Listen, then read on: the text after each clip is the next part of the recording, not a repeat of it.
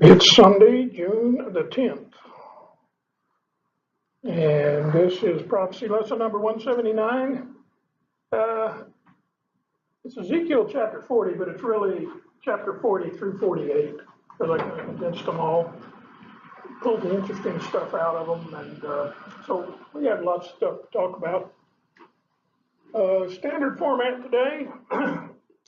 Got signs of the times, but I added some heroes of the faith. Something I think you'll be interested in. And then we'll do Ezekiel chapter 40. So before we get started, we'll open with a word of prayer. Gary, would you open us with a word of prayer? Father, thank you for gathering us here without fear, without even looking at it, wondering what the heck we're doing. Lord, we thank you for Carl being here all these times, and all the work and the hours and the passion that he has for this. We just want to have to bless him and bless him really. Let me get away with some information that we can use to your advantage, to ours. Thank you for those that are here, and bless those that aren't. Bless everyone here. Amen. Hi there. So, in review, last week's lesson, Ezekiel 39, of course, Ezekiel 38 and 39, they kind of go together. Pretty much the same story, and that is that there is, at some point in time, God puts hooks in the jaw of a group of people called either Rosh, Meshach, and Tubal, or the head prince of Meshach and Tubal. He also calls them Gog, the land of Magog. And he brings them down to the mountains of Israel, and there he destroys them. And the birds will feast upon their remains. And we learned last week, men of continual employment will go through the land to cleanse the land. And everywhere they find a bone, they don't just pick it up, they mark it. And then somebody else has to come and pick it up and take it to his burial place, the burial place of Gog, which is kind of a strange thing. I mean, why don't they just leave it there? And of course, well, one of the answers, that may be the story. It may be radioactive. And so, calcium has a radioactive isotope and lasts quite a while. And so you probably would need to put it in a central location. And the long and the short of it is that God will no longer hide his face from Israel, but pour out his spirit on the whole house of Israel during this time. And the interesting part about it was, when is this supposed to occur? And my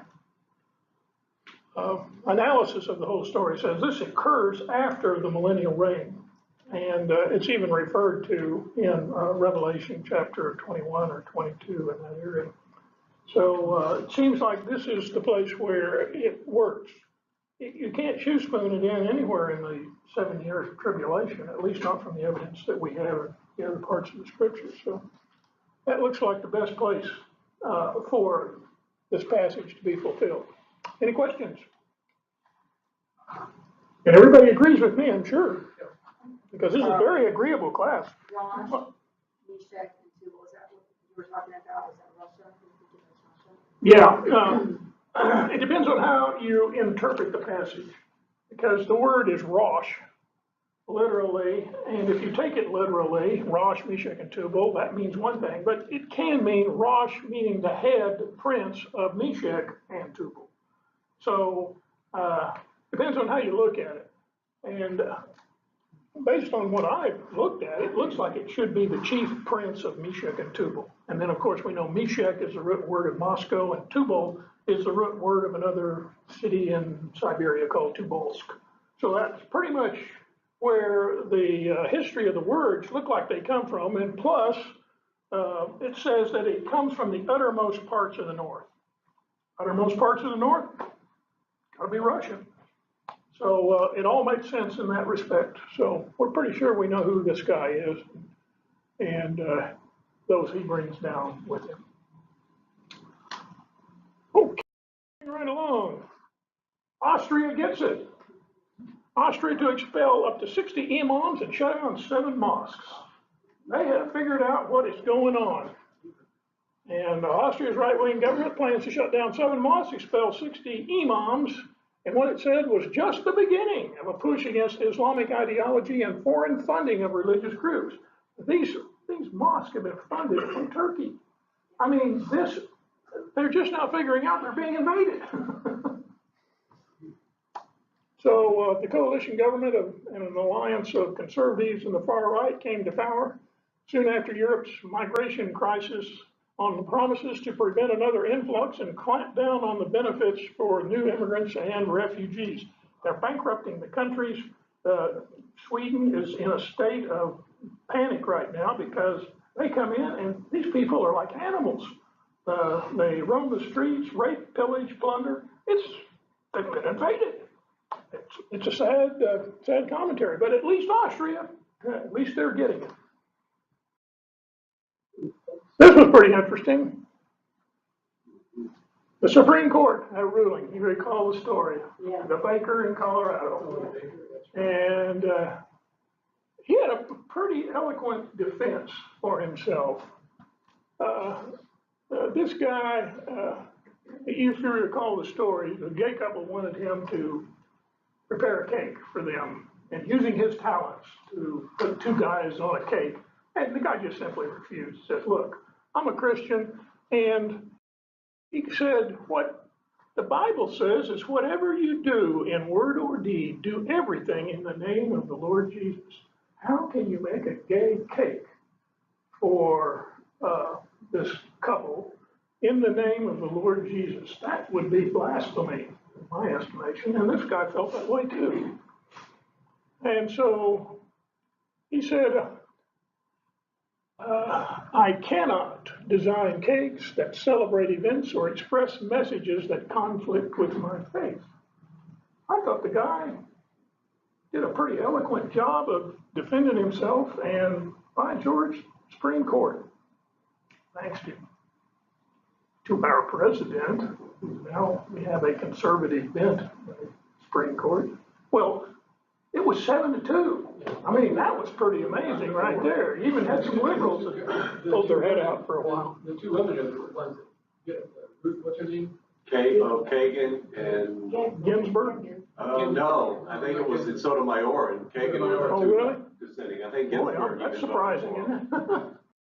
It was a narrow opinion, though. It was more about the hostility with which the state approached him than it was about The whole issue. the message of religious freedom. But there's another case coming up that they're gonna have to come to terms with it eventually. And I think we will survive. I think we'll win.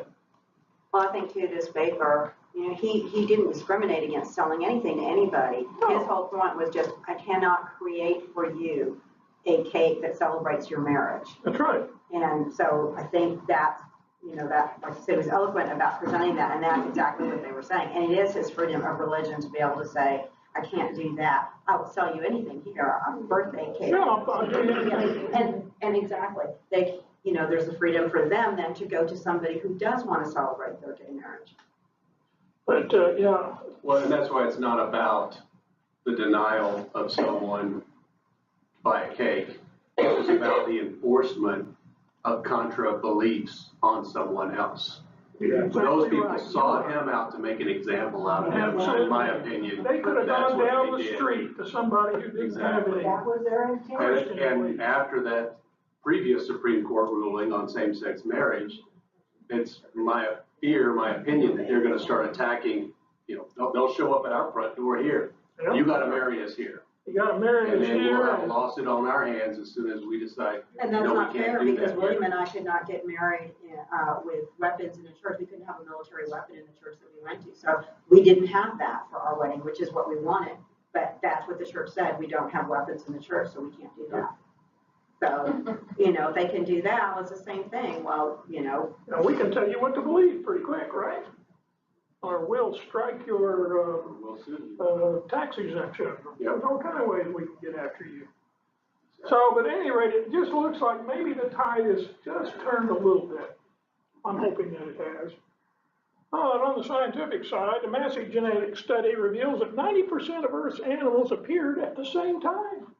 These people are beside themselves. They've done it. This geneticist, this guy David Thaler, discovered that virtually 90% of all the, actually it's 100%. But there's 10% they just can't figure out, you know. Because they can't say 100% certainty anything, so they have to do it. Yeah, I have to do 9 out of 10. And it says, this conclusion is very surprising, says Thaler, and I fought against it as hard as I could. Fought against the truth. Science? Yes. Yeah. Wow. And these guys are definitely not Christians. These are secular scientists, and the facts just speaking so loud from the genetics standpoint that life all of a sudden just came up. And you know what that does? That throws out an awful lot of how things evolved kind of theory, you know. Well, how did you have a spider web without insects for the spider to catch? Unless they all came at the same time.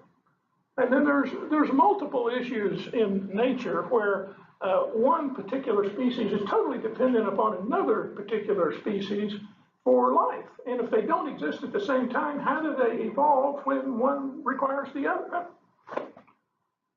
It takes more faith to be an atheist than it does to be a Christian. It drives me nuts to see these people that don't believe that. If you look around and you see the beauty that He has created, it doesn't come out of slime. It doesn't come out of it, whatever. Look at the insects, the birds. It goes on. Thousands and thousands of different species. That wasn't. This whole thing just speaks of a creator. I mean, it just couldn't happen by accident. Well, I wanted to talk about those insects. I'm kind of a different point. You mean mosquitoes, the bug I would have done without mosquitoes. Okay, a little church history here. The history of our church is filled with stories of faith that put our own situations in perspective. Our troubles don't compare with some that our brothers faced in a long ago. So what I want to do in this section is to recall a few events that occurred that, well, like the baker, he paid a high price for his devotion to God, and there were devoted men of old who paid the ultimate price for their faith. And one such rarely told story takes place in a small town in Switzerland. A traveler on the highway that leads from Geneva, Switzerland to Rome will notice a small but very old Swiss town called St. Maurice. This town was known in Roman times as Aguanum, and it was an important communication center. 70 towns all over the world bear the name of St. Maurice, including one in Canada. And this is the story of how St. Maurice was named. It was 287 AD, and under Maximum, who was the emperor of Rome, and Diocletian, his colleague, an uprising of Gauls, known as the Bagauds, forced Maximum to march against them with an army, of which was included a Theban legion composed of 6,600 men. This unit had been recruited from the south of Egypt in a location called Thebes, which we looked at last night too. And it was consisting entirely of Coptic Christians. They were good men, soldiers who, under arms, did not forget to render to God the things that were God and to Caesar that were Caesar's. Now, after the Gaul rebellion was quelled, the Emperor Maximin issued an order that the whole army should join in offering sacrifices for the Roman gods for the success of the mission. And the order included killing some Christians. I mean, why not? And so only the Theban legion dared to refuse to comply with the orders. The legion withdrew itself and encamped near Aguanum, currently known as St. Maurice, and refused to take part in the rites. Maximum was resting nearby in a place called Octidurum. When the news came to him, he repeatedly commanded them to obey his rules and orders. Upon the constant and unanimous refusal, he ordered that the legion should be decimated. That word decimated comes from our word decimal, which means 10%, or, well, 1 out of every 10. And so accordingly, every 10th man was put to death by the sword. And a second decimation was ordered unless the men obeyed the order given. But there was a great shout throughout the legion camp. They all declared that they would never allow themselves to carry out such a sacrilege order. They had always had a horror of idolatry, particularly to Roman gods. And they had been brought up as Christians and were instructed in the one eternal God and were ready to suffer extreme penalties rather than do anything contrary to their religion. And when Maximum heard this news, he got even madder yet. And like a savage beast, he ordered a second decimation to be carried out, intending that the remainder should be compelled to do what hitherto they refused. Yet they maintained their resolve, and after a second decimation, Maximum warned the remainder of the Theban legion that it was of no use for them to trust in their numbers, for if they persisted in their disobedience, not a man among them would be able to. The greatest mainstay of their faith was undoubtedly their captain Maurice, with his lieutenants Candid and first commanding officer and Eusebius, something like that. Eusebius.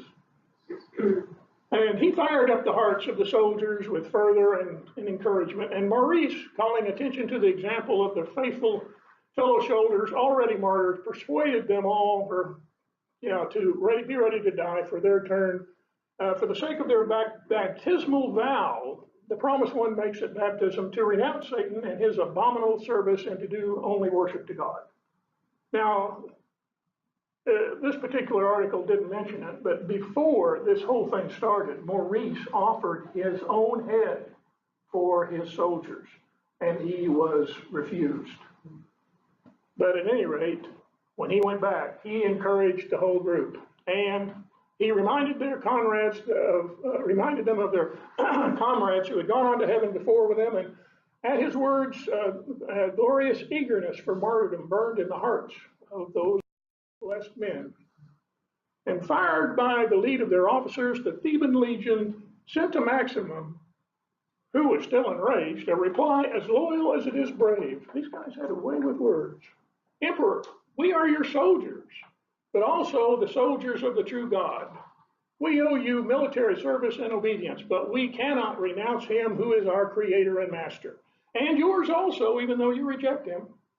In all things which are not against his law, we are most willing to obey you, as we have done hitherto. We are readily opposed to your enemies wherever they are, but we cannot stain our hands with the blood of innocent people, Christians. We have taken an oath to God before we took one to you, and you cannot place any confidence in our second oath if we violate the first. What words, I thought. You commanded us to execute Christians, and behold, we are such. We confess God, the Father, creator of all things, and his Son, Jesus Christ, God. We have seen our comrades slain with the sword, and yet we do not weep for them, but rather rejoice at their honor. Neither this nor any provocation have tempted us to revolt. Behold, we have arms in our hands, but we do not resist, because we would rather die innocent than live by any sin. When Maximum heard this, he realized that these men were obstinately determined to remain in their Christian faith, and he despaired of being really unable to turn them from their constancy.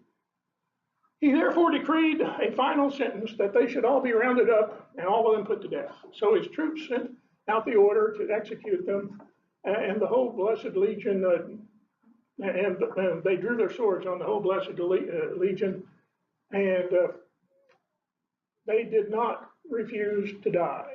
They were all slain with a sword and never resisted in any way. Can you imagine that? 10 times the population of our church being put to death. This was unbelievable. Now, history records the deaths of 6,600 men who valued their service to God far above their loyalty to Rome. Somewhere in heaven, 6,600 martyrs of the faith are living with eternal life, and the Rome that killed them exists no more. 6,600 men, Rome put to death. Now, the interesting thing is, this occurred in 287 AD. By 325, the stated religion of Rome was Christianity under Constantine. So it put to put this, well, many people who study history believe that this one event marked the downfall of Rome. If the soldiers that carried out the execution were distraught at carrying out the order, they couldn't believe they had to do this. Killing your own soldiers. Awful. So, that's the story of the Heathen Legion. The Millennium Temple, starting in Ezekiel chapter 40, and I didn't record all of it because it gets too tedious with dimensions and such, but starting in chapter 40, it gives us dimensions that Ezekiel saw of the Millennial Temple. And if you carry it out, it looks something like this. Reading from, pardon me, Ezekiel chapter 40, verse 1.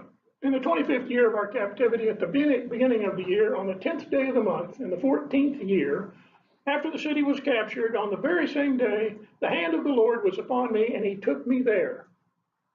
Anybody pick up? It was the beginning of the year, and the 10th day of the month. 10th of Tishri. 10th of Tishri. What's that? That's Yom Kippur. So that gives us an insight as to, well, maybe something happens on Yom Kippur. Maybe the Millennial Temple comes into being then. Interesting thought. At any rate, in the visions of God, he took me into the land of Israel and set me on a very high mountain. On it towards the south was something like the structure of a city.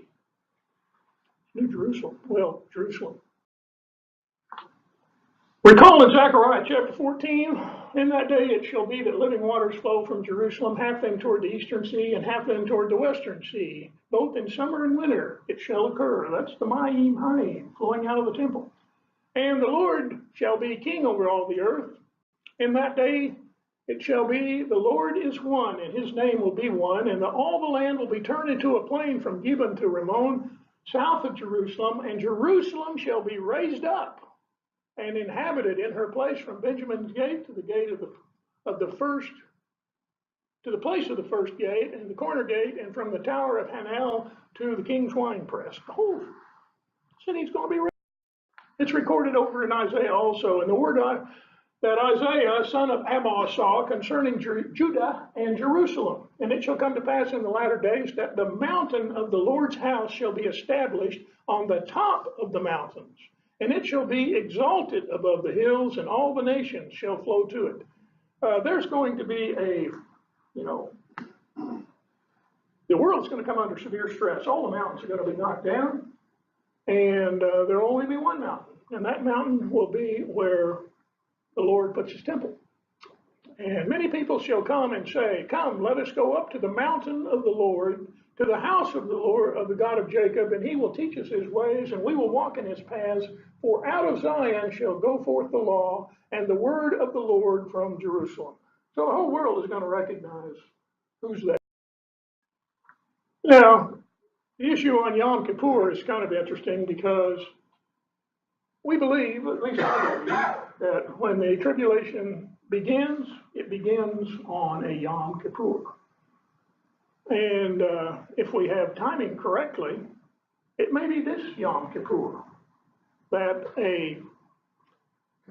as it says in Daniel chapter 9, a covenant with the many will be signed. And it says, from that time the daily sacrifices take away, and the abomination of desolation is set up. There will be 1,290 days. That should end up on a Yom Kippur. And then it says, blessed is he who waits and comes to the 1,335 days. But you go your way till your end, and you will rest and rise to your inheritance at the end of days. Okay, 1,290 days to 1,335 days is, well, the difference is 45 days. So if you add 45 days on to the end of that, and it ends on a Yom Kippur, you end up Chislev 25. And what is Chislev 25? Of course, everybody knows that's Hanukkah. That is the rededication of the temple. So the temple is going to be rededicated on a Hanukkah, and The temple may very well be in place on Yom Kippur, but rededicated 45 days later. Meanwhile, back at chapter 40, and he took me, and behold, there was a man whose appearance was like the appearance of bronze. And he had a line of flax and a measuring rod in his hand, and he stood in the gateway. And the man said to me, Son of man, look with your eyes and hear with your ears, and fix your mind on everything I show you. For you were brought here so that I might show them to you, and declare to the house of Israel everything. Now there was a wall around the outside of the temple, and in the man's hands measuring a rod 6 cubits long, each being a cubit and a hand width. And he measured the width of the wall structure, 1 rod at the height, 1 rod. Then he went to the gateway which faced the east, and he went up to its stairs and measured the threshold of the gateway, which was 1 rod wide, and the other threshold, which was 1 rod wide. And basically, over the next few chapters, all of the dimensions of the temple are recorded. And several people have made models of it, and this is pretty much what it looks like. Now, this gate right here faces the east, called the Golden Gate. And so if this is east, then that's north, that's south. And obviously back here is west. So that's how it's oriented. Now the interesting part about that is where the temple supposed to set, if it were like that, which I believe Herod's temple was, and you were standing on top of the Mount of Olives, and assuming that you were crucified there like Christ was, you could see right down into this area where the veil of the temple is. And you could see it rent itself at the same time that Christ was crucified. Yes? You know why the gate faces east? Why? I mean, just asking. Oh, I thought you knew. No, that's a question. Well, Is there a reason? We know that that's the direction that the Lord comes from. He comes from the east, and he goes into that gate, and once he goes into it, it's shut. You know, the reason I was asking is that on Islam, you're only allowed to pray towards the east. Oh, really? I mean, Well, I was just thinking maybe some kind of connection there, because in Islam, you're not allowed to pray any other direction. So you gotta, whenever you pray, you gotta look up towards the east, and that's the direction you gotta pray. Well, Isn't Mecca to the east or something like that? Is that well, that's where you're supposed to be aimed, is towards Mecca, but and generally that is towards the east of most of the civilized world. But it is very much like Satan to counterfeit the original, and so my suspicion is it has something to do with it. Yeah. Am I looking at this wrong, or shouldn't that shadow be on the I was other thinking the side same or this thing. side? But there was no shadow that comes from the north. It's gotta Well, be east or west, right? The sun. Well, Depends on the time of if year, it it were could be. in the summertime, the sun would be way north, and it would cast a shadow slightly to the south, because it does here. Yeah. When we were there, I think we were told that the people that are buried, their feet face towards the east. Yeah, in Christian tradition, you're buried facing towards the Stand east. up and see. Oh, I didn't know that. As a I'm glad you told me that, because I was close to death and I didn't know that. Yeah. I mean, what I was thinking is just Islam is modeled a lot from Jewish, Yeah, that's right. Judaic And Christian. synagogues, yeah. And a lot of the traditions and the way they do it is kind of matches up what Jewish people did before. It's because Satan's a hack. He's not original. He takes what God has done and then he just perverts it just a little He bit. twists it out of shape just a little bit. And some stories say that Mohammed hired a Christian and a Jewish fellow to make the Quran. And they intermingled both religions into the Quran. And that's why the Quran teaches that you shouldn't eat pork. They didn't get that out of whole cloth. That came from Judaism. So, yeah, there are a lot of things that you can find in Islam that had their roots in either Christianity or in Judaism. I mean, it's the same thing, it's not just the pork, but it's called halal meat. Uh-huh. Basically, in Jewish, the same thing. The old Judaic, kosher. You're not supposed to eat the meat. Like today's in the markets, if you go buy beef and stuff, those are not kosher, not halal, because the way they've been killed.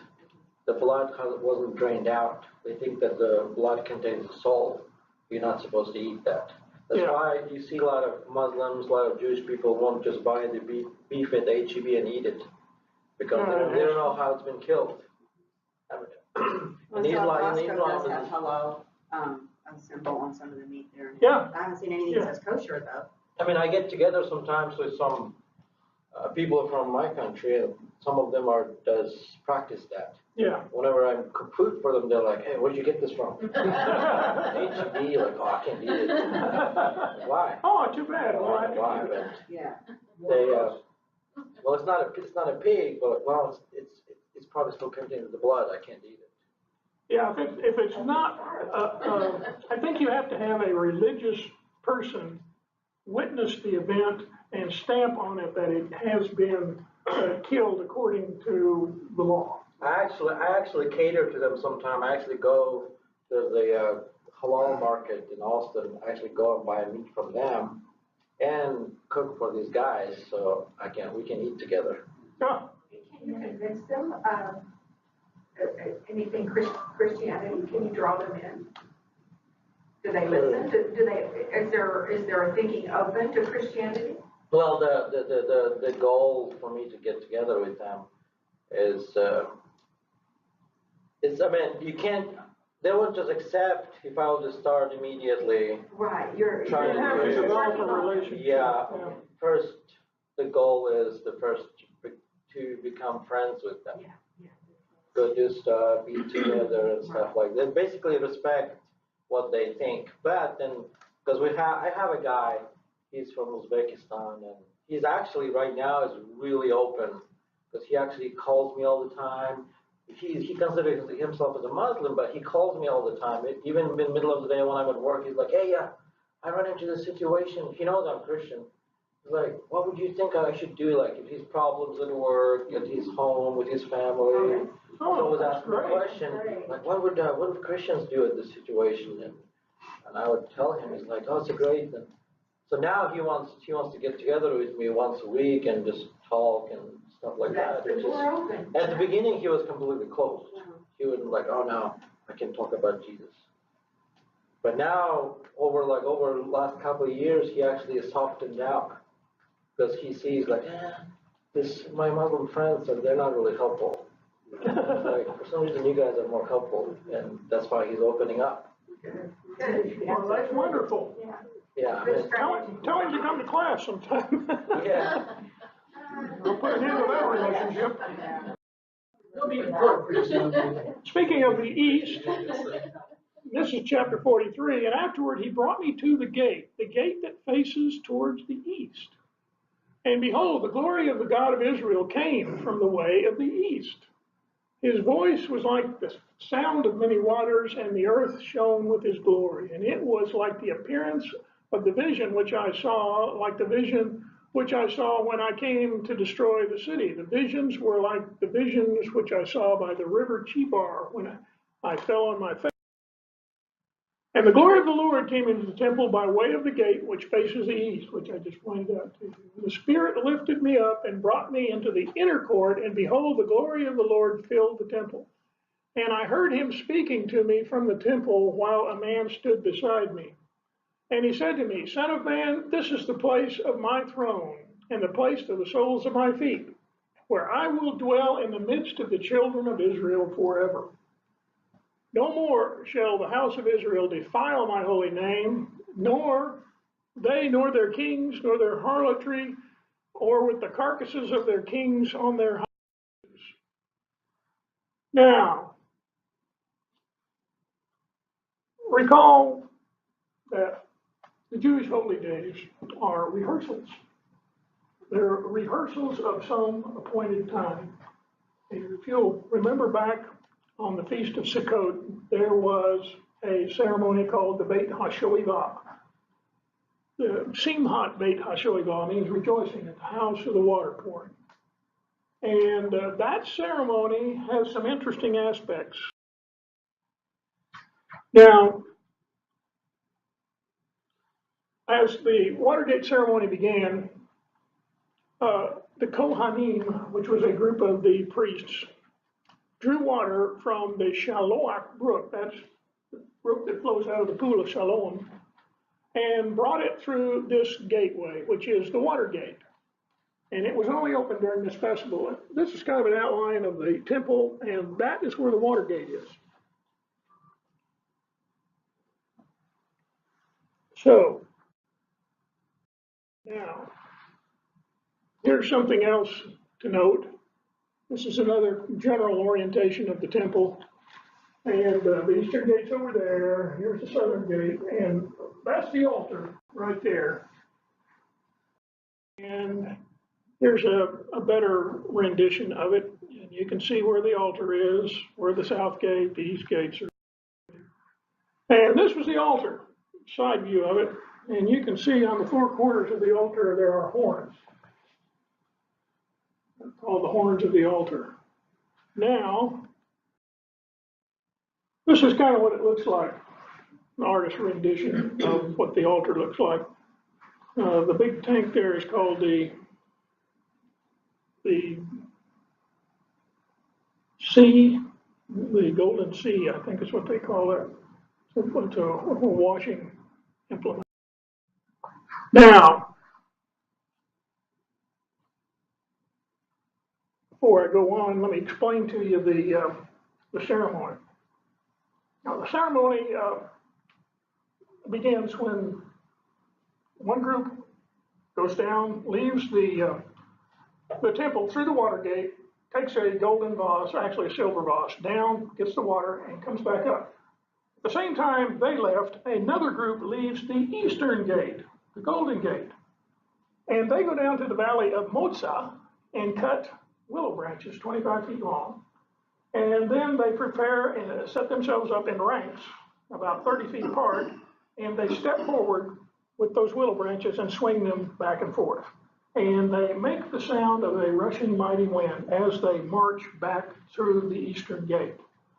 As they approach the eastern gate, a single flutist begins to play.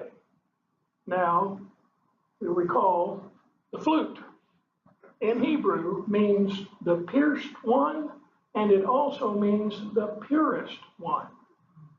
What might we be rehearsing here? Rushing mighty wind, the pierced one, the purest one, going through the eastern gate, and then they take their willow branches and they march up to the altar, as you saw, and then they make a sukkah over the altar, and then the high priest takes the water, which came from the discharge of the pool of Siloam, one pitcher of water called the Mayim Hayim, the living water, and another pitcher full of wine, and they pour it over the altar.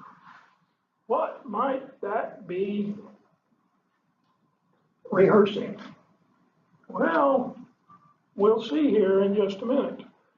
But certainly, the approach of the priests going through the eastern gate is a rehearsal of Jesus himself going through the eastern gate. He is the pierced one. He is the purest one.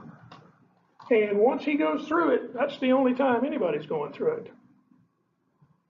Okay, he brought me back to the door of the temple, and there was water flowing from under the threshold of the temple toward the east.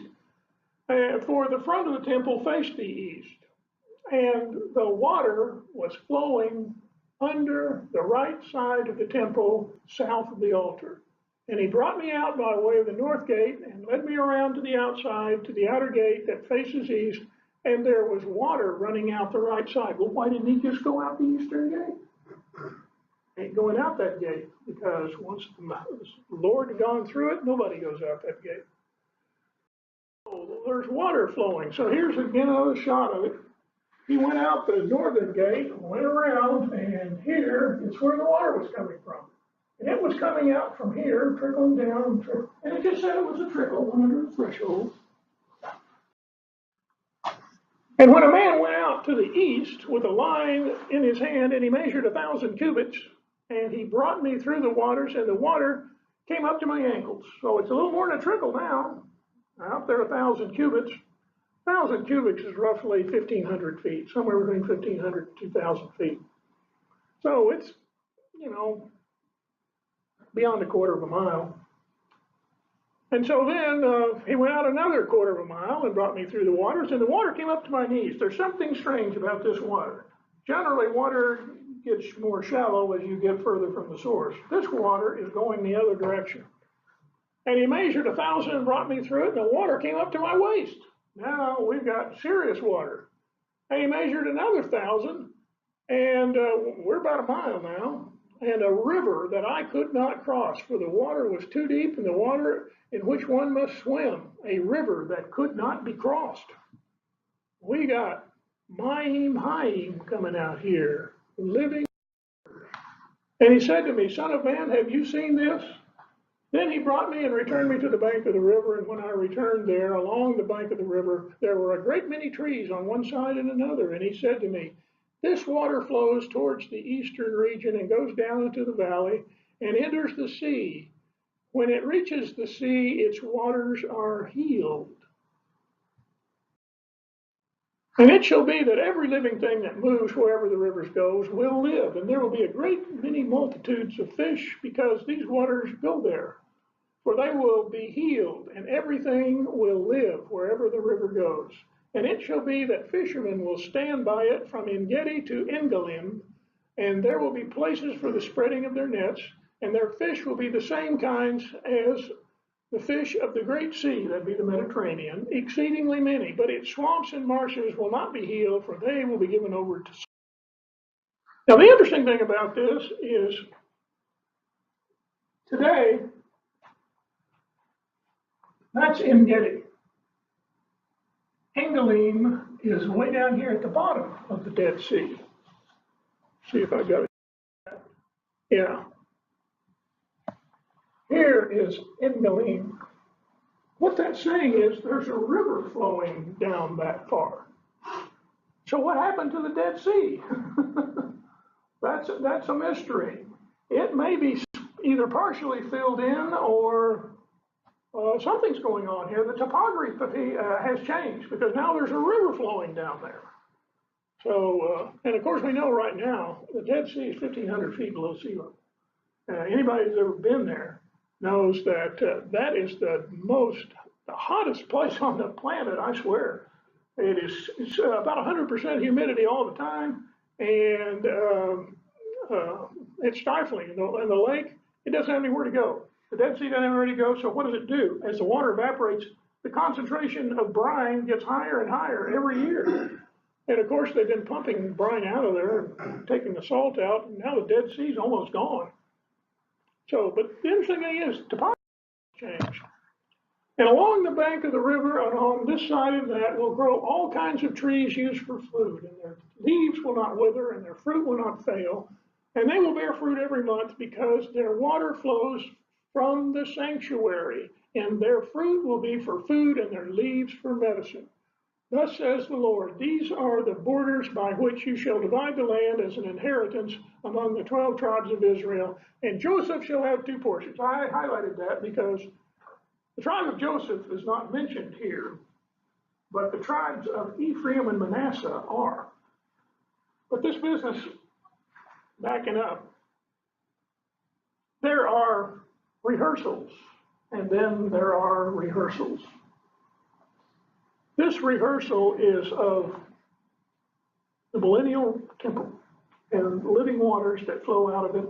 And it says that the waters produce fruit from trees, and their leaves are for healing, and the fruit is obviously for food. It is a shadow and a type of another place that we read about in Revelation 22. And this is when John gets to see the New Jerusalem. And he showed me a pure river of water of life, clear as crystal, proceeding out of the throne of God and the Lamb. Where do you suppose that will be? That's going to be in the heavenly temple. And in the midst of the street, of it, and on either side of the river there was the tree of life, which bare 12 manner of fruits, and yielded her fruit every month, and her leaves of the tree were for the healing of the nations. So now we've got really the millennial temple is just a shadow and a type of this, the temple in the New Jerusalem. And I wanted to go back to Ezekiel 44 for another point, and that is the Levites are gone away from me, and when Israel went astray, which went astray away from me after idols, they shall bear their iniquity. Yet they shall be ministers in my sanctuary, having charge the gates of the house and ministering to the house. They shall slay burnt offerings and sacrifice for the people, and they shall stand before them to minister to them.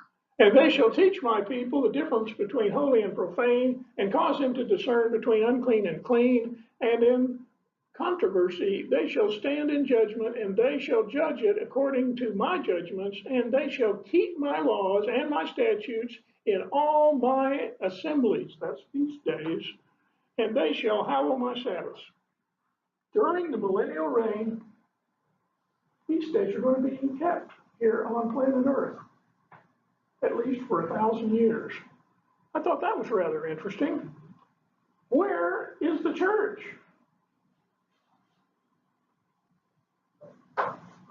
Kings and priests. That's why we're not in this story too much. This is about Israel.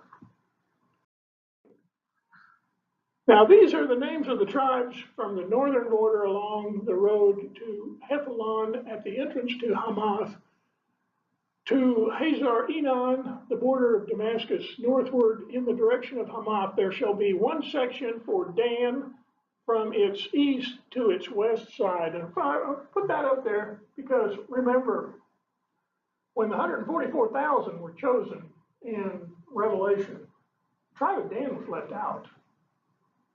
And the question always came up, well, are they done away with or what? Well, you can see here, during the millennial reign, they had a section of land. So they have been redeemed some way, but they certainly didn't have any representation in 144,000. Now you'll find all of the tribes of Israel in Ezekiel 48 get a section of land. Some to the north of Jerusalem, some to the south. And the interesting thing is Joseph is not mentioned, but the two tribes, Ephraim and Manasseh, are. So you have all 12 tribes are mentioned, but what about Levi? Well, the priests didn't get a section. They rely on everybody else, but they actually did get a small place around the temple for the Levitical priesthood.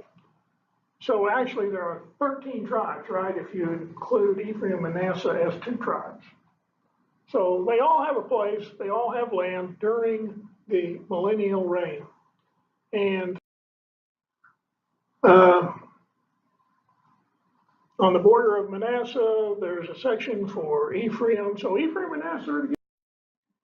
And one other thing before I quit, this is the last verse of Ezekiel, and it says, the city shall be 18,000 cubits around and about. And the name of the city from that day shall be, the Lord is there.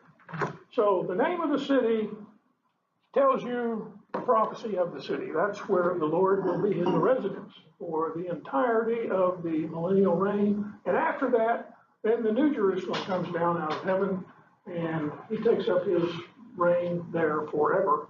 And of course, we have a place in a city that's 1,500 miles by 1,500 miles by 1,500 miles. So, something to look forward to. Yes? I want to ask something that's not on this topic at all. Okay. When was the last time you saw a rainbow? Day before yesterday, or 2 days ago, 3 days ago. You really saw a rainbow? Yeah. Oh, that makes me feel better. So, yeah, we're still seeing them. The Lord has made a promise he wouldn't destroy the earth by water again, and that is his covenant in the rainbow. But he didn't say he wouldn't destroy it with fire, and that's coming. On the raising up of Jerusalem higher on the mountain of God, higher than any other mountain, you say that the world will kind of go under a transformation, you suspect, that all the mountains will be, well, that would also cause the Dead Sea to rise then. If it's 1,500 below sea level, wouldn't it rise up and the mountains would go down? Everything flatten out into a plain. Makes sense to me, but I just noted that one anomaly because you can't have a river in the middle of the Dead Sea unless something has changed dramatically. But if it all flattens out and it raises up, which is perfectly reasonable. Has anyone done any mathematical analysis or scientific analysis, to your knowledge, on how the world would flatten out? I mean, well, we know. I stood at the top of the Swiss Alps. That is a vast, mountainous, glacial range. Oh, yeah. And that's caused by two plates running into each other. Yeah. Well, you can imagine what would happen if there were a strong gravitational field working on planet Earth that would pull them in the other direction. You know, if you had a close encounter with a large gravitational field, it might very well pull those plates back apart. Then all the mountains would collapse. Wasn't that a theory of, what was it, Pangea, where the Earth was all connected and then it started to, plates were, created the continents? and then when they slid into each other, the Himalayas are continuing to rise because those plates are still running into each other. So it makes sense to me that, you know, if a planetary system were to come sliding by, you could mess the whole thing up, knock all the mountains down. And interesting that you should. Where would all the waters of the ocean end up in a scenario like that? Well, it looks to me like you would have more land because, you know, the Himalayas are up there 30,000 feet above, well, Everest is over 30,000 feet high. So it looks like you would have more land and less ocean. But I wanted to read something to you here. In Habakkuk. Is that what Daniel was talking about yesterday? Yes, the interesting part about it is Habakkuk. This is chapter 3. The Lord comes from Teman. That's to the east of Jerusalem. And the Holy One from Mount Paran. His splendor covers the heavens. The earth is full of his praise. His radiance is like the sunlight. He has rays flashing from his hand, and there is hiding of his power. Before him goes pestilence, and plague comes after him. He stood and surveyed the earth, and he looked and startled the nations. Yes, the perpetual mountains were shattered, and the ancient hills collapsed. His ways are everlasting. Let me read down here. I saw, and the mountains saw thee and quaked. The downpour of water swept by. The deep uttered forth his voice. It lifted high his hands. The sun and the moon stood in their places. They went away at the light of thine arrows and the radiance of thy spear. The indignation did march forward through the earth. In anger thou didst trample the nations and didst go forth for the salvation of thy people, for the salvation of thine anointed. Thou didst strike the head of the house of evil to lay him open from thigh to neck. And the point being here is that according to Habakkuk, when the Lord comes again, the mountains are going to be shattered, knocked down. And if you read it carefully, it sounds very much like a meteor shower hitting the earth during this period of time, which would be consistent with what we read about in the Revelation account. At least, in many places in Revelation, you know, meteors and asteroids are falling into the planet Earth. And then in one place, the whole planet gets rocked with stones that weigh 100 pounds. And just, you know, and then I believe those are recorded in Joel. Because if you read carefully the Hebrew, it says, Joel chapter 2, blow the trumpet in Zion, sound the alarm in my holy mountain. Let all the inhabitants of the earth tremble, for the day of the Lord is coming, and surely it is near. A day of darkness and gloom, clouds and thick darkness. Dawn is spread over the mountains. There is a great and mighty people. Now, this great and mighty people business doesn't necessarily have to mean people. It can be a great and mighty horde. And it says, there has never been anything like it, nor will there be anything after it. To the ears of men of generations, a fire consumes before them, that's these people, which really is a horde, and behind them flame burns. The land is like the Garden of Eden before them, and a desolate wilderness behind them. Nothing escapes them. Their appearance is like the appearance of horses, like war horses, so they run. With the noise of chariots, they leap on the top of mountains, like crackling of a flame of fire consuming the stubble, like mighty people arranged in battle. Before them, people are in anguish, faces turn pale. They run like mighty men, they climb the walls like soldiers. They each march in a line, they do not deviate from their paths, they do not crowd each other. They march everyone in his path, they burst forward through the defenses, they do not break ranks. They rush to the city, they run on the wall, they climb the houses, they enter in the windows. Before them the earth quakes, the heavens tremble, the sun and the moon grow dark, and the stars lose their brightness. This is talking about, in my estimation, a meteor shower that just continues to wipe the earth clean. Because, what was the penalty for speaking out against God? Well, it was stoning, right? The whole friggin' earth is becoming, it's enduring the penalty for, I wish I could think of the word, but it's basically speaking against God and his people. Blasphemy? Blasphemy, thank you. I knew you were here for some reason. I just woke up. Wow. But yeah, blasphemy is what this whole world is good at doing. So, yes. Real quick, we'll keep all that in our prayers to be an influence to his. Sure. Doris is leaving Saturday for Alaska. Don't even. Green doesn't suit you. Bring us all back a salmon. I'm gonna pray for a Some storm. cold weather. Cold weather.